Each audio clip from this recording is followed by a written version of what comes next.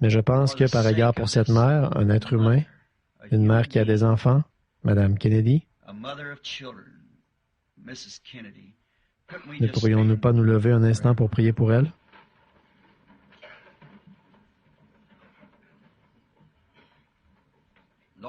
Seigneur Jésus,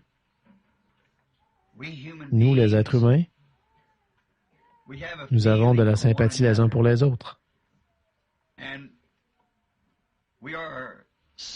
Et nous sommes peinés, Seigneur, que notre président ait été abattu comme ça, un meurtre commis de sang-froid. Et nous sommes peinés que notre pays en soit arrivé là, que des gens comme ceux-là soient dans notre pays, qui tueraient un être humain de sang-froid, comme ils ont battu ce frère de couleur il n'y a pas longtemps, et ils l'ont abattu de sang-froid à cause d'un préjugé racial. Et nous sommes peinés que de telles personnes existent parmi nous, Seigneur. C'est notre faiblesse qui a produit cela. Et nous prions pour Madame Kennedy, l'épouse du président.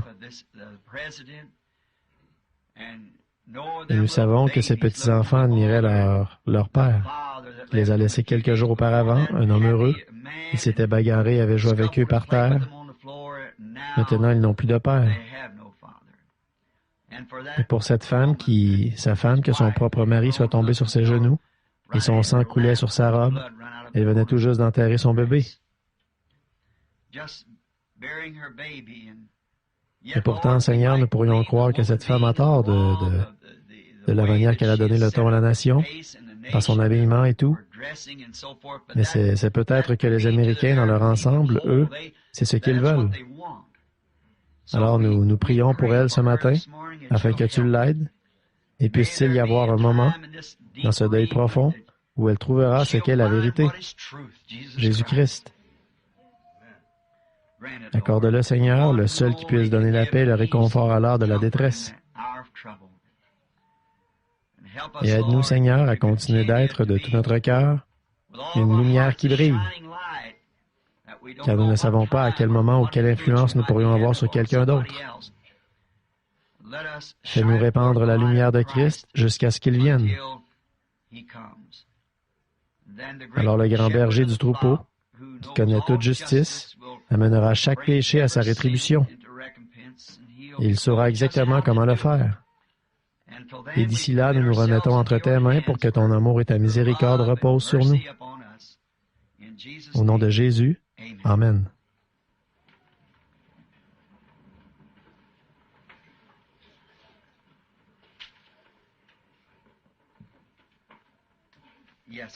Oui, je ne pense pas qu'aucun homme mérite de mourir comme ça. Or, M. Lincoln ne méritait pas de mourir comme ça. M. McKinley ne méritait pas de mourir comme ça. Huey Long ne méritait pas de mourir comme ça. Aucun d'eux. Je ne crois pas à ça. Les meurtres, c'est mal. Nos gars ne se sont pas battus outre-mer pour quelque chose comme ça. Notre drapeau n'a pas été hissé pour quelque chose comme ça. Nous ne sommes pas citoyens américains pour quelque chose comme ça. Non. Bien que notre nation est déformée et tordue avec le péché, c'est ce qui produit ces choses, c'est le péché.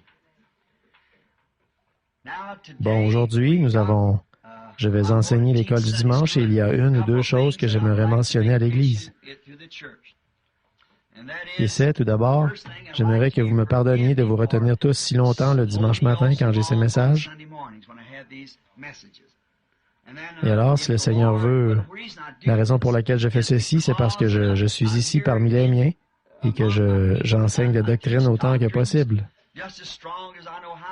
Je n'enseigne pas cette doctrine là-bas dans les autres endroits. Je m'en tiens seulement aux points fondamentaux de l'Évangile. Mais ces doctrines qui sont dures, je ne les enseigne pas ailleurs, dans d'autres endroits.